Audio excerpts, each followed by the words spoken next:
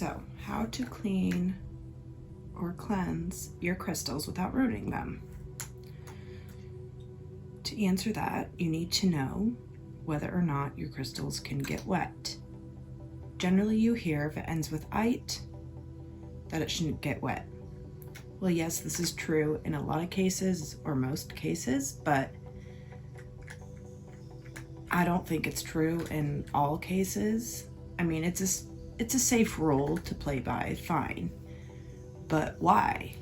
Why can't those crystals get wet?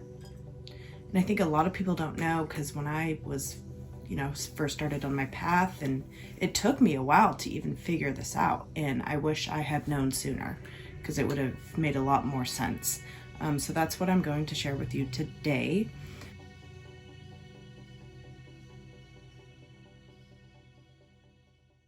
So if it ends with "I," sure, that's a safe bet. But that doesn't mean that anything that doesn't end with "I" can get wet. So you can't really use that totally safely. The best way to determine is, one, the Mohs hardness scale. So this determines how hard the particular crystal is. Also, whether or not it has iron. And this is because it can rust. Probably any metal in general, but I know iron for sure has a higher tendency to rust. So anything with iron, when it gets wet, it can rust. Okay, so what is the Mohs hardness scale? So the Mohs hardness scale is a scale from 1 to 10 that basically determines the hardness of the stone or the crystal. Literally the hardness of it. So the higher it is on the scale, the harder it is. The lower it is on the scale, the softer it is. The hardness, where a crystal lands on the hardness scale, is tested by basically rubbing two minerals together, and whichever one gets scratched more easily, that's going to be the softer one, therefore the lower on the hardness scale. Truly, it's testing the scratch resistance of the particular stone. But what that does is also it tests the hardness of it. So the more it scratches, the softer it's going to be, right? So therefore the lower it is on the scale, the harder or the easier it is going to be to scratch, therefore the softer it is. I hope that's making sense. So again, the lower it is on the scale, the softer it is. The higher on the scale, the harder it is.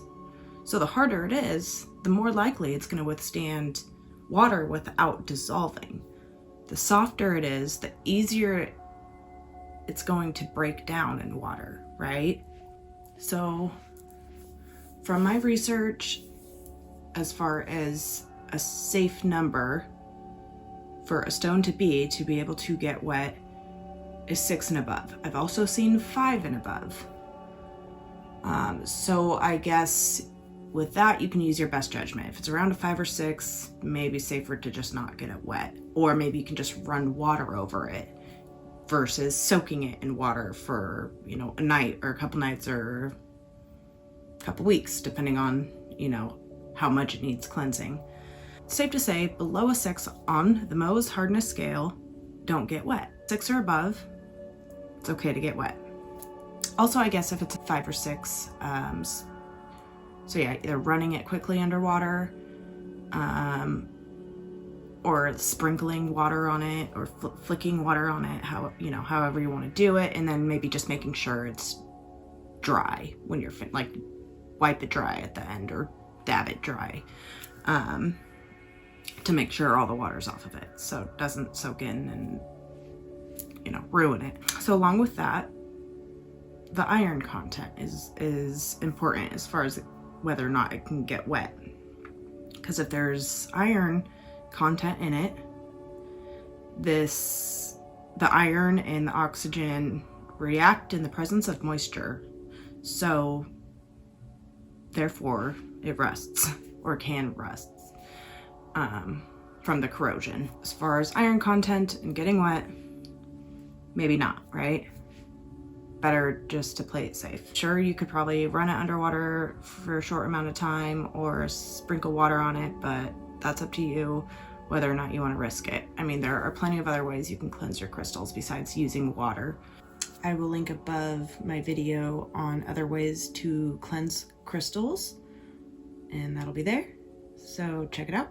Another thing to consider when cleaning your crystals is whether or not it's safe with salt, because this is also a common way to cleanse crystals. The iron content is important if considering cleansing with salt, or if the stone or crystal is surrounded by iron. As an example, like if you have a pendant or even a pendulum with iron, you know, if you don't want the chain to get rusted over time, you probably don't want to put that in water. So what's up with the salt and iron? Well, there's a chemical reaction that happens. The salt facilitates ion movement on the surface of the metal, and this increases in corrosion rate. And this corrosion can lead to saline deposits, which are basically white spots all over your crystals. Oh, in addition to the salt and iron, the salt also speeds up the rusting process of iron. So what are some crystals with metal that maybe you should keep from getting wet? Here's a few examples. Pyrite, which is another name is fool's gold. That's basically just iron, mostly just iron. Chrysocolla has iron. Azurite, turquoise, Oregon sunstone, malachite, black tourmaline, nephrite, citrine, hematite, lapis lazuli, smithsonite, and lazulite.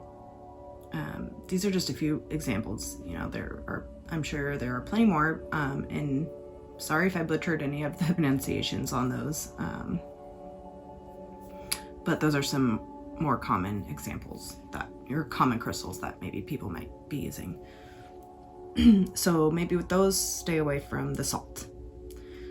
So we talked about what crystals can get wet and what crystals can't, basically. And with that, you know, you're just gonna have to do your own research based on the crystals that you have.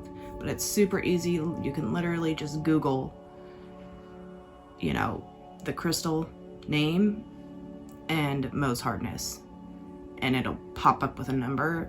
Boom, right there. And there you go. I will give some examples of just a few, you know, some more common ones and their ratings on the Mohs hardness scale. So Chrysocolla is a 2 to 3. Amber is a 2 to 3. Pearl is a 2 to 3. Selenite is a 2 to 3. So those are ones you won't want to get wet. Celestite is a 3 to 4. Coral's a 3 to 4. Malachite's a 3 to 4. Angelite is a 3 to 4. Probably don't want to get those wet. Fluorite, that's a 4 to 5. So probably don't want to get that wet either. And here's some 5 to 6 ones that, you know, again, you can use your best judgment with these, and maybe not soaking them in water for long periods of time, maybe just running some water over them or sprinkling them with water, and you're probably safe. It's probably safer to make sure they're dry when you're finished. Apatite, obsidian, turquoise, lapis lazuli, opal. There's others, but I feel like those are the more common ones. But also some of these have iron, which is what we talked about earlier. So you may not want to get them wet. For example, the lapis lazuli. I'm probably butchering that, my bad. Turquoise. It's 5 to 6, but it also, you know, has metal, so probably don't want to get that wet. Here are some crystals that are 7 to 8, rated 7 to 8 on the Mohs hardness scale. We got quartz, tiger's eye, amethyst, citrine, agate, rose quartz, jasper, smoky quartz, tourmaline, aventurine. Those are probably the more common ones. So those would be okay to get wet, except maybe not the citrine because that has metal, and the tourmaline also has iron. So, you know, again, do your own research though, based on what crystals you have. You can easily, like I said, you can Google the hardness rating, and you can also just Google iron content. Do iron content and the name of the crystal. Easy peasy. And I mean, look at more than one resource, and you should do this anytime you do any research ever, is don't just look at one resource. I like to think of research as a puzzle piece, right? So you take pieces from each one, especially ones that match, right? Maybe a puzzle. Maybe a puzzle isn't the best example, but you get what I'm saying. Generally, what I like to go off of, if I see something, the same thing 3 times, then it's a little more reliable, right? Let's continue. So just for a few more examples. So 8 to 9 on the hardness scale, morganite, aquamarine, emerald. 9 to 10 on the hardness scale, ruby, sapphire, and 10 on the hardness scale, diamond. So that's the most durable is diamond, which makes a lot of sense, right? So I hope that really helps you all out. I wish I had something a little more concise like this when I first started. That would have been a great help. So I'm just grateful that I can hopefully help you out in understanding the why behind witchcraft. You know, the what is important, but the why is even more important in everything we do. So that is my goal with this channel. And I'm gonna link a video above. Well, I already probably linked it earlier in the video as well, but my next video will be about other ways you can cleanse your crystals besides using water, or in addition to using water and salt. So I was gonna make it one video, ended up being too long, so I'm breaking it into 2. So that's all I got for you for now. And then the next video will be up real shortly after this one. So, all right, we'll chat later. See ya.